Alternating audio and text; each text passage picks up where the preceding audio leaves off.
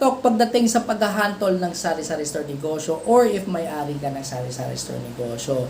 So, numero uno is medyo hindi malaki talaga yung kita sa sari-sari store negosyo, diba? So, magkano lang ba talaga yung tinutubo natin sa isang benta, sa binibenta nating items, diba?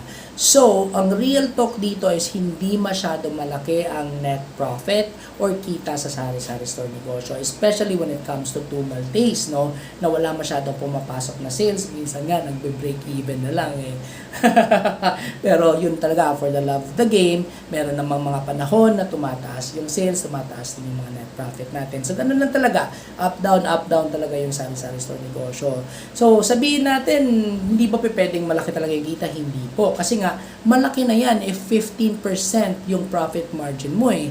Minsan kasi, most kadalasan nasa 10% lang. So, kayo na magdo the math, no? Kung ilan yung sales nyo sa isang buwan, 10% lang yan yung magiging inyo, diba? As net profit, diba?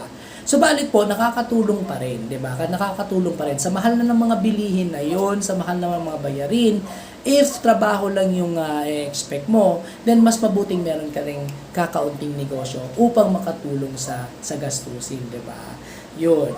Second real talk is hindi ganon ka stress-free yung oras mo. Masyadong mataas ang operating hours ng sari-sari store negosyo and it's masyado siyang time-consuming. No?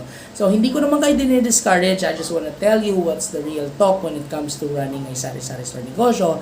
Pero, minsan kasi nag-o-open tayo ng maaga upang i-cater natin yung mga needs ng mga customers natin, no? In the morning, katulad ng itlog, kape, noodles, frozen food, kung ano pa yung binibenta natin kailangan nila in the morning. So, 5 a.m. or 5:30 a.m. open na tayo usually eh. Kayo ba? Anong oras ba kayo nag-open sa sari-sari store negosyo nyo? Comment naman kayo sa baba.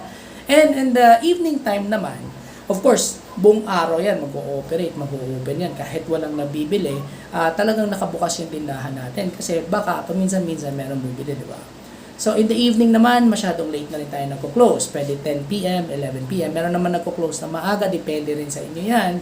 Pero bakit natin ginagawa to? Kasi para i-accommodate naman yung mga umuwi galing sa work nila or galing sa eskwela. No? So, mga yung may bibilhin pa, makakabili pa sila ng pang-ulam nila sa gabi, dilatas man, o kung ano pa yung mga need nila para bukas ng umaga.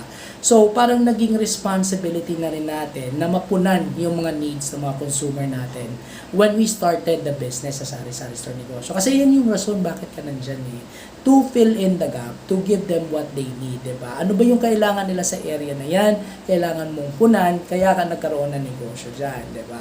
So, these are just two real talks. Medyo nakakapagod, stressful yung pagkakaroon ng sari-sari store negosyo, especially if matumal, wala masyadong pumapasok na sales, masyado parang kaka-give up mo na eh, no? Pero laban lang, kakayanin lang din kasi up and down lang talaga yung negosyo. I hope you learned something and have a good day.